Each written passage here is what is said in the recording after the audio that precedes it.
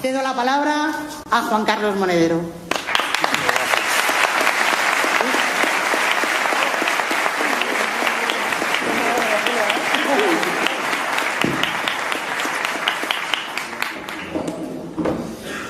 Pues muchísimas gracias, es un orgullo estar aquí como profesor de la Universidad Pública un domingo y trabajando, junto con otros funcionarios, médicos, maestros, maestras, enfermeros, auxiliares administrativos y también parados y paradas que quieren trabajar. Aquí estamos, después de que el presidente de los empresarios, el presidente de la patronal, nos haya insultado, Rosell. Solo espero que mientras que él nos faltaba al respeto, no estuviera como su antecesor en el cargo, vaciando ninguna empresa, llevándose las cucharillas de los bares caros donde dan las declaraciones, ni pactando ese fraude fiscal que los empresarios de este país crean, impidiendo que los profesores entreguen una educación aún más digna, que los médicos puedan trabajar más por una sanidad digna, que los funcionarios puedan trabajar más por un Estado de Derecho digno. Señor Rosell, ya nos dijo Oscar Wilde que lo malo del socialismo es que te quita muchas tardes libres y también mañanas de los domingos, pero lo hacemos con gusto, con el horizonte de sacar de nuestra vista a gente como usted. Bien.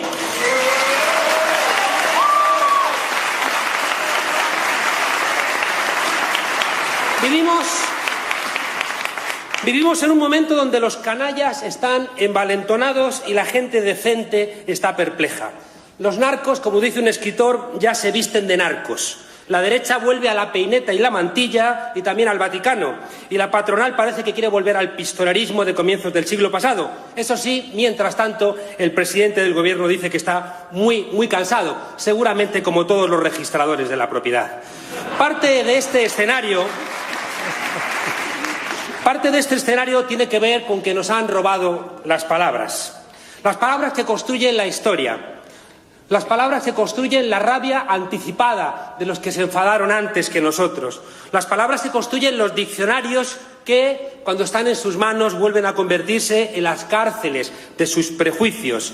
Las palabras que roban las academias, que roban también los propios libros. Si no nos libramos de sus cárceles, seremos siempre rehenes de sus palabras. Basta ya de hablar de ajustes de plantillas, de un supuesto vivir por encima de nuestras posibilidades, de españoles vagos de gobernabilidad, de empresarios de la guerra que nos los imponen diciendo que son expertos en el ramo del sector, de imputados que no son imputados porque aún no les ha prescrito el delito. Tenemos que recuperar nuestras palabras y tenemos que ser desobedientes y tenemos que ser atrevidos. Déjenme corriendo contarles una historia que me contó un cura guerrillero, o un cura exguerrillero del movimiento M19 en Colombia. Él contaba la historia de Abraham. Por la noche, una historia de la Biblia, muchos de ustedes la sabrán. Casa de Abraham, noche oscura, se oye una voz profunda, cavernosa, que dice: Abraham, levántate, agarra a tu hijo Isaac y llévalo al bosque y allí lo vas a sacrificar en nombre de Dios Todopoderoso. Abraham le dice a Sara que despierte al niño, Sara llorando, despierta al niño, el niño se incorpora, ¿qué pasa, madre? Ve con padre al bosque, a por leña. El niño se incorpora, van al bosque, ayer un claro, Abraham agarra al niño, lo pone encima de unas maderas, le abre la camisa, saca el puñal y cuando está a punto de clavárselo en el pecho, se oye una voz profunda, cavernosa, que dice: Abraham, detente, ya has demostrado tu amor por Dios Todopoderoso, guarda el puñal y regresa a casa y sé feliz con los tuyos. Abraham guarda el puñal, se enrumba hacia la casa y el pequeño Isaac se incorpora y dice: si no llego a aprender ventríloco, este loco me asesina.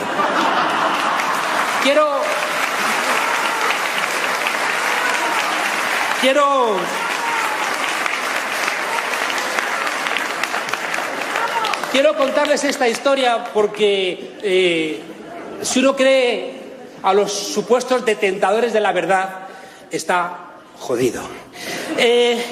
Vivimos, fíjense ustedes, en momentos de profunda confusión, lo planteamos en la academia, y es en momentos de confusión donde necesitamos diagnósticos compartidos. Las viejas certezas han cambiado sus contornos. Decía Gramsci que los tiempos de crisis como los actuales son tiempos donde lo viejo no termina de marcharse y lo nuevo no termina de llegar. Y en esos momentos donde lo viejo no termina de marcharse y lo nuevo no termina de llegar es cuando surgen los monstruos. El mundo del trabajo ha cambiado, las máquinas ya no construyen más trabajo, sino que lo destruyen, y nos obliga a nosotros a repensarnos el mundo del trabajo y a entender que tenemos que repartirlos y que tenemos que salir de la trampa que nos han sembrado, donde estamos trabajadores peleando contra trabajadores por trabajos de esclavo. Las ideologías también han sufrido una profunda mutación. Mucha gente ya no quiere hablar ni de izquierda ni de derecha porque piensa que de izquierda es el Partido Socialista, de derecha es el Partido Popular. De izquierda es cuando te mandan cartas las patronales para decir lo que tienes que hacer. El único marxista hoy en España parece ser Rajoy, que dice que gobierna para los mercados. Qué pena que la izquierda no lea como lee el bueno del presidente del gobierno y entienda que realmente los gobiernos, cuando no escuchan a los pueblos, trabajan para los intereses de esas minorías que nos han hecho pensar que su privilegio es nuestra necesidad. La Iglesia igualmente está sufriendo profundas mutaciones. Ya no hay teología de la liberación apenas. En cambio, parece que el Opus Dei y los legionarios de Cristo se han hecho hegemónicos. No nos vendría mal un poco del Cristo que echó a los mercaderes del templo. Ya arreglaremos luego cuentas con su padre. Partidos políticos que han transformado la democracia en partidocracia, incluso una familia que se está mutando también y donde la mujer tiene una tarea sobreexigida y muy devaluada. Vivimos, ya digo, un tiempo de crisis, pero fíjense ustedes, no en una crisis en el sistema, sino una crisis del sistema. Estamos en un momento donde nos obligamos a nosotros mismos, si somos honestos, a entender lo trágico del momento. Estamos ante una crisis energética, una crisis económica, una crisis alimentaria, una crisis laboral, una crisis financiera. Una crisis, fíjense ustedes, que afecta a prácticamente todos los ámbitos de nuestra existencia. Una crisis que condena en nuestro país a 1 de cada 2 jóvenes a no poder pensar en el futuro. A unos jóvenes condenados al puro presente, condenados al monólogo, condenados a pensar, ya digo, sin estructuras de mañana porque les están negando el diálogo hoy.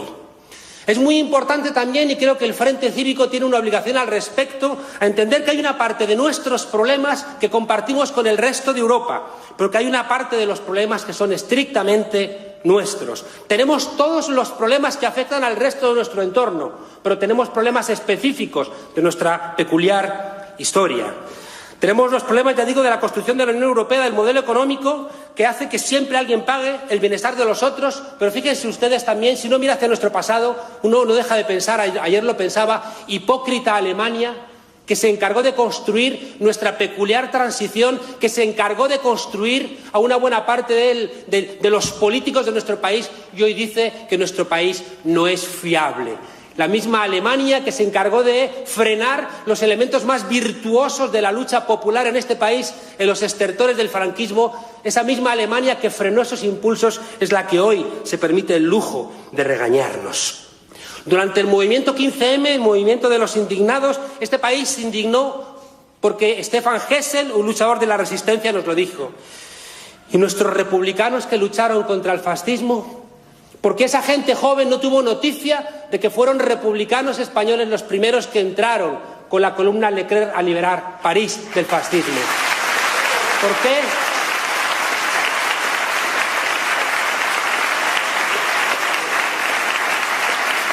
¿Por qué esa desmemoria? Hace unos días la Unión Europea acaba de prohibir una exposición sobre las fosas, sobre la recuperación de nuestros asesinados. ¿Acaso la Unión Europea se hubiera atrevido a prohibir esa exposición sobre fosas si hubieran sido judíos asesinados por los nazis? ¿Por qué republicanos asesinados por los franquistas no merecen ese honor? ¿Por qué no están los republicanos asesinados por los franquistas en nuestro panteón de héroes tan vacío? En fin, en la transición tuvimos que ocultar parte de lo mejor de nuestra historia. ¿Para qué? Para que pudiéramos acostarnos franquistas y levantarnos demócratas. Jueces franquistas, policías franquistas, filósofos franquistas, catedráticos franquistas, periodistas franquistas, reyes franquistas, incluso hasta franquistas. Y por supuesto, empresarios franquistas. Esos, como leíamos recientemente, como Esperanza Aguirre, que no tienen problemas en financiar a su partido por empresas que después van a recibir hospitales privatizados, pero que nos van a querer seguir dando lecciones por aquello que decía el caudillo: haga usted como yo y no se meta en política. No creo, sinceramente, que la transición hubiera podido ser radicalmente diferente a como fue, porque no creo que nos hubieran dejado. Pero lo que sí reclamo es la honestidad y Julio Anguita ha sido de las primeras personas en este país que tuvo el coraje de sacudir a los hombres de un país autocomplaciente con ese relato. Ya digo, no creo que la transición hubiera podido ser radicalmente diferente a cómo fue, pero reclamo la honestidad de decir, hicimos lo que pudimos. No hicimos mucho más que lo que pudimos, porque cuando esa gente que hizo la transición, muchos de ellos con heroísmo, reconocieran eso, nos podrían por lo menos abrir la puerta para entender por qué España durante demasiado tiempo fue el único país de Europa donde podía ser demócrata sin ser antifascista. Y eso es lo que ha permitido que, mientras que Fraga es uno de los padres de nuestra Constitución, un tipo responsable de pertenecer a gobiernos que firmaron sentencias de muerte, un tipo que justificó asesinatos extrajudiciales, el tipo que justificó la muerte de Julián Grimao, el tipo que amenazó a los padres de estudiantes de cuidado que todavía tienes hijos, el que es responsable de rapar la cabeza a las mujeres de los mineros, el responsable de decir la calle es mía, es celebrado como, ya digo, uno de los padres de la democracia, mientras que los nuestros están en fosas comunes. ¡Qué vergüenza! ¡Qué vergüenza! La conclusión de esto, fíjense ustedes, es que el pensamiento crítico tiene la historia interrumpida. Miramos hacia atrás y no encontramos nada más que agujeros negros donde, en aras de un supuesto consenso, renunciamos a recuperar y hacer valer parte de lo mejor de nuestra historia, mientras que la derecha tiene una línea ininterrumpida. La derecha mira hacia atrás y tiene una línea recta desde Viriato y Don Pelayo a Dolores de Cospedal. No tiene ningún tipo de problema en incluso darnos lecciones a nosotros, el monarca, darnos lecciones a nosotros de la Constitución de Cádiz, como si Fernando VII fuera... Bien, voy a ir terminando. Vengo de Londres. Allí los ministros dimiten por haber querido saltarse unos puntos que le quitaron en el carnet de velocidad. En Alemania dimiten también por plagiar tesis. España, desgraciadamente, se parece a un país muy cercano a nosotros, a Italia.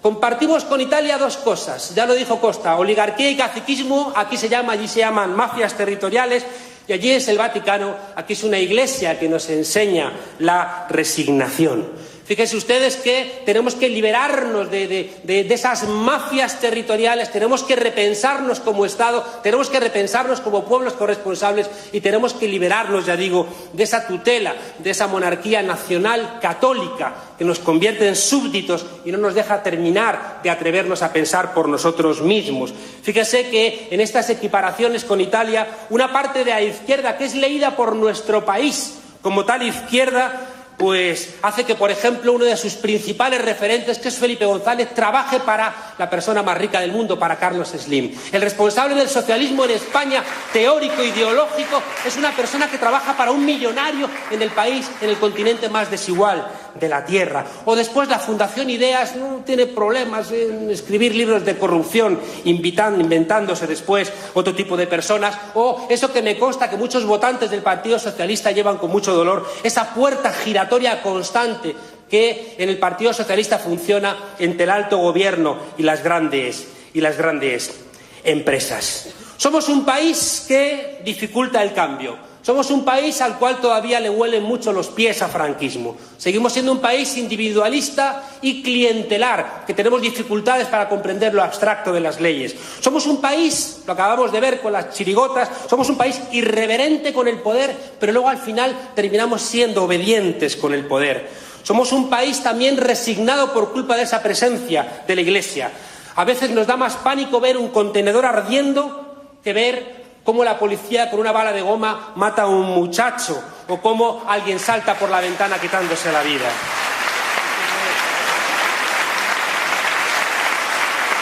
Este país con este post-franquismo le resultaría imposible ver cosas que vemos en Francia, cómo salen los ciudadanos a defender a sus funcionarios, porque sus funcionarios son los que les van a garantizar su Estado social y democrático de derecho, mientras que aquí seguimos por parte de algunos alimentando esa idea de que el funcionario poco menos que es un parásito. Eso es puro franquismo.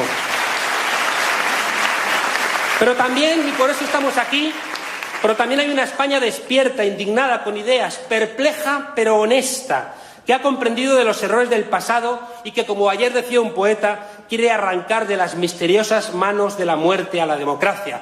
Somos, como decían los hispanoamericanos durante los años de la Guerra Civil, somos la España leal. Y por eso estamos aquí, porque nosotros somos la España leal frente a estos que se les llena la boca de España, pero tienen las cuentas en paraísos fiscales. Tenemos, por tanto, ayer decía el poeta Juan Carlos Mestre, el imperativo moral de la memoria, que bebe de los amargos canteros de la historia, que sabe que las estrellas son para quien las trabaja. Estamos en un momento donde están cambiando las cosas, donde el bipartidismo está amenazado, donde la impunidad ya no tiene su mismo rastro, donde los consensos de la transición, ese consenso de no te metas en política, ese consenso de que la política es mala, ese consenso de que todo lo que viene de Europa es positivo, ese consenso de que el rey es el padre de la democracia, ese consenso de que los políticos van a hacer por nosotros lo que nosotros no queremos hacer, se están dinamitando. Eso nos deja solos ante nuestra responsabilidad. Pero fíjense usted, como decía Lucas, el verdadero viaje comienza cuando los caminos se acaban. El 15M, el movimiento de los indignados, ha asombrado al mundo. Créanme que me he dado una vuelta por América, me he dado una vuelta por Europa, y el 15M de repente fue como un soplo de aire fresco que nos volvió a convertir en un lugar para observar. El 15M tuvo éxito porque no tuvo tres cosas: liderazgo, programa y estructuras. Y en cambio tenía muchas ideas. Bueno, esos tres elementos son hoy tres amenazas a nuestra transformación. Sin liderazgos, sin programas, sin estructuras, aunque tengamos muchas ideas, creo que no vamos a poder solventar todos los problemas que estamos ahora mismo teniendo. Pero fíjense ustedes, necesitamos liderazgos en plural. Que nadie se equivoque, que nadie piense que vamos a regresar a los momentos donde había una vanguardia que tenía la capacidad de dirigir a los pueblos a donde ellos bien habían entendido con las lecturas de los clásicos. No es cierto. Necesitamos liderazgos en plural que sean nacidos en la calle y que nos ayuden a algo muy importante en tiempos de confusión, que es a rebajar la incertidumbre. ¿Quién decente en este país no querría a Ada Colau o a José Coy como ministros de Vivienda? ¿Quién tendría miedo de Alberto Garzón como ministro de Economía? ¿Quién tendría miedo de alguien de Ecologistas en Acción, de Yayo Herrera como ministra de Medio Ambiente? ¿Quién tendría miedo de que Julio fuera nuestro ministro de Educación? Necesitamos liderazgos en plural. Liderazgos en plural que tienen como garantía el ser reconocidos por la calle y no porque vengan por ningún tipo de sello nacido en otros lugares. Necesitamos en el mismo lugar de los liderazgos mucha organización. Tenemos que armar nuestras convergencias. Es decir, están naciendo 1000 reuniones, están naciendo 1000 espacios, están naciendo de las 1000 necesidades que tenemos. Tenemos que ir pensando sin prisas, sin prisas. Es el lema del 15M, vamos despacio porque vamos muy lejos, sin prisas pero sin pausas. Necesitamos ir organizando nuestras convergencias. Seguramente las mareas son importantes, pero no van a servir hasta que se conviertan en tsunamis. Necesitamos, fíjense ustedes, unas convergencias que consigan lo que dicen mis amigos, los chicos del maíz, que el miedo cambie de bando.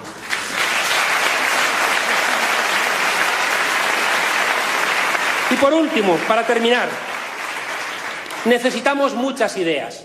Y para tener ideas, lo primero que tenemos que hacer es atrevernos a experimentar. Una cosa que he aprendido en América Latina, lo decía Simón Rodríguez, el maestro de Simón Bolívar, le decía: inventamos o erramos.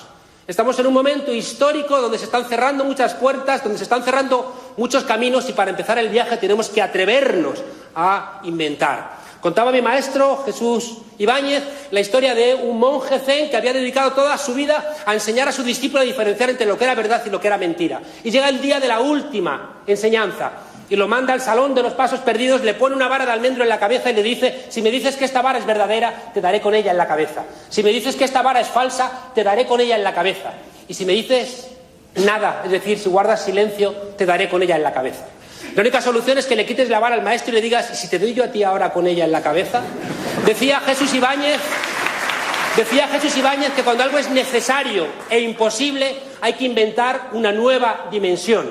Y para inventar una nueva dimensión es que estamos aquí, en este frente cívico con coraje para atrevernos a pensar. Necesitamos nuevos lugares, el centro, ¿qué es el centro? ¿Qué es ese no lugar? Es verdad que la Revolución Francesa nos enseñó a pelear por la libertad, que la Revolución Rusa nos enseñó a pelear por la igualdad, que después el Estado social juntó las dos cosas y se inventó ese no lugar que es el centro.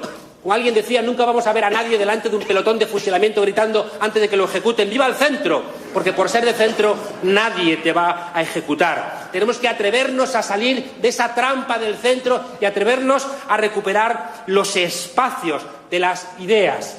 Tenemos que ser capaces de volver a entender cuáles son aquellas ideas que emancipan y aquellas ideas que regulan. Tenemos que tener ideas acerca de qué tipo de Europa queremos, no esas cartas que mandan como si fueran realmente los amos del mundo, porque igual es verdad que lo están siendo porque somos todavía obedientes. Esas cartas que mandan desde la Unión Europea diciendo que hay que aumentar los despidos, que hay que bajar el número de funcionarios, que hay que aumentar las privatizaciones, que hay que acabar con la negociación colectiva, que hay que liberalizar los servicios, que hay que reducir las pensiones, que hay que reducir el sector público. Sabemos cuál es el modelo de ellos.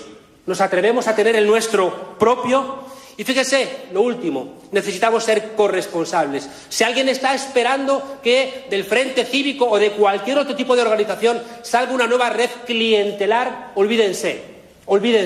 Si alguien está esperando que tiene que venir a un nuevo lugar de la política a que le den aquello que ya no le da ni el PSOE ni el PP, olvídense.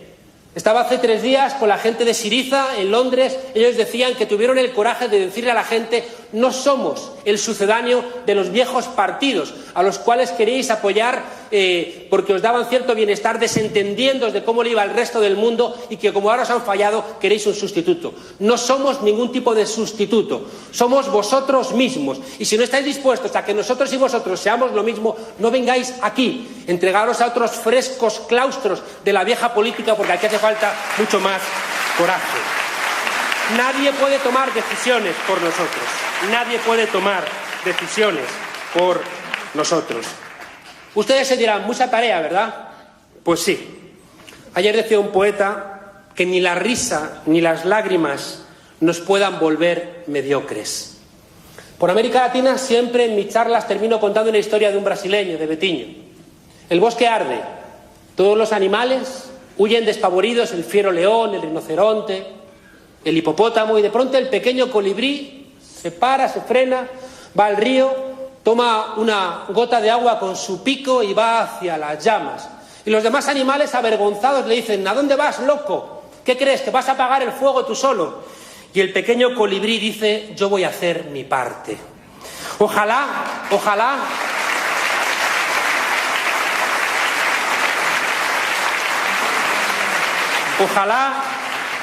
por respeto a los que pelearon antes que nosotros, a los que anticiparon nuestra rabia, ojalá por respeto a todas ellas y a todos ellos, hagamos cada cual nuestra parte. Y ojalá yo haya hecho hoy mi humilde parte compartiendo con ustedes estas reflexiones. Muchas gracias.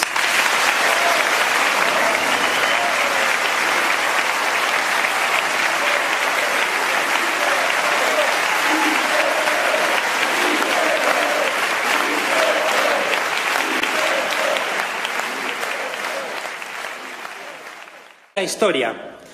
Las palabras se construyen la rabia anticipada de los que se enfadaron antes que nosotros. Las palabras se construyen los diccionarios que, cuando están en sus manos, vuelven a convertirse en las cárceles de sus prejuicios.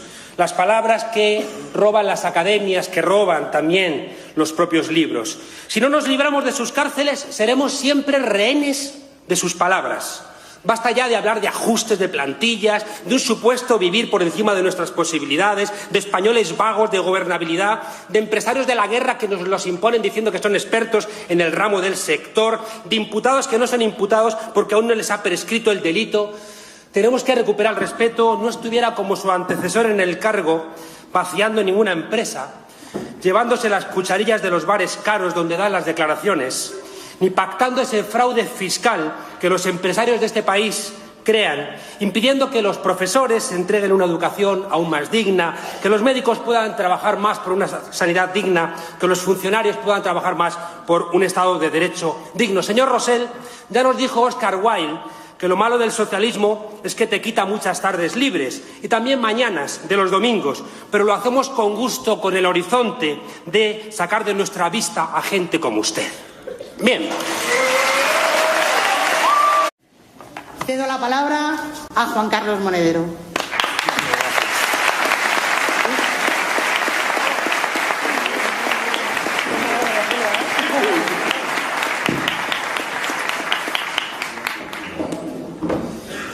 Pues muchísimas gracias, es un orgullo estar aquí como profesor de la Universidad Pública un domingo y trabajando, junto con otros funcionarios, médicos, maestros, maestras, enfermeros, auxiliares administrativos y también parados y paradas que quieren trabajar. Aquí estamos, después de que el presidente de los empresarios, el presidente de la patronal, nos haya insultado, Rosell.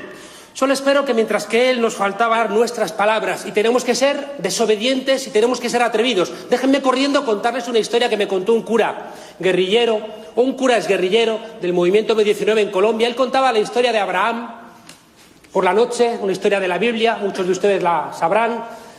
Casa de Abraham, noche oscura, se oye una voz profunda, cavernosa que dice: Abraham, levántate, agarra a tu hijo Isaac y llévalo al bosque y allí lo vas a sacrificar en nombre de Dios Todopoderoso. Abraham le dice a Sara que despierte al niño, Sara llorando, despierta al niño, el niño se incorpora, ¿qué pasa, madre?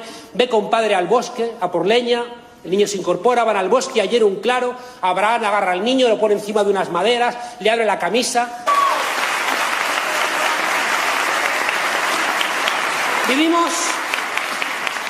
Vivimos en un momento donde los canallas están envalentonados y la gente decente está perpleja. Los narcos, como dice un escritor, ya se visten de narcos. La derecha vuelve a la peineta y la mantilla y también al Vaticano. Y la patronal parece que quiere volver al pistolerismo de comienzos del siglo pasado. Eso sí, mientras tanto, el presidente del gobierno dice que está muy cansado, seguramente como todos los registradores de la propiedad. Parte de este escenario tiene que ver con que nos han robado las palabras. Las palabras que construyen